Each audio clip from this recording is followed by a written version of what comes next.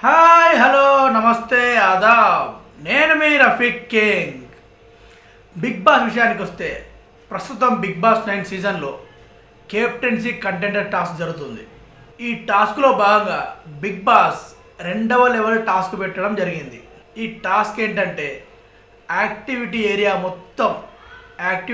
మొత్తం ఒక horror movie లాగా అరేంజ్ చేశాడు రూమ్ని. ఆ రూమ్ని హర్రర్ మూవీ లాగా స్పెషల్ ఎఫెక్ట్గా దయ్యాలు భూతాలు మొత్తం గడ్డి, అసలు ఎట్లా అంటే ఇక చెప్పాలంటే ఒక హర్రర్ మూవీలో ఎట్లుంటుంది, మన బయట శ్మశానం ఏరియా ఎట్లుంటుంది అలాగా డిజైన్ చేశాడు. ఆ చెట్లు, ఆ భయానక ప్రదేశం ఎలా ఉందో అలా క్రియేట్ చేశాడు.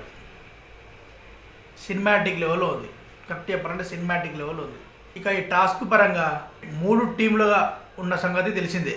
ఆ 3 టీముల్లో నుండి ఒక్కొక్కరుగా వచ్చి పార్టిసిపేట్ చేయాలన్నమాట ఈ టాస్క్లో సంచాలకుగా మన సంజనాని పెట్టారు. మన గుడ్డు దొంగ సంజనాని సంచాలకుగా పెట్టారు బిగ్ బాస్. ముందుగా ముద్దమందారం తనుజ గారు లోపలికి వెళ్తారు.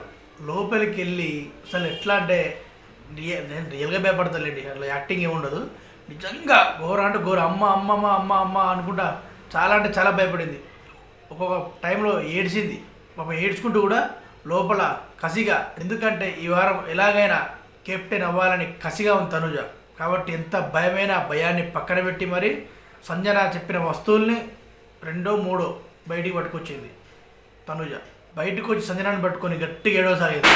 ఇంత భయం ఉంటుంది అనుకోలే నేను అనుకుంటూ బాగా ఏడిచింది. ఇక నెక్స్ట్ వెళ్ళిన దివ్య ఏమీ తీసుకురాకుండానే ఆ భయంతో బయటకు వచ్చేసింది.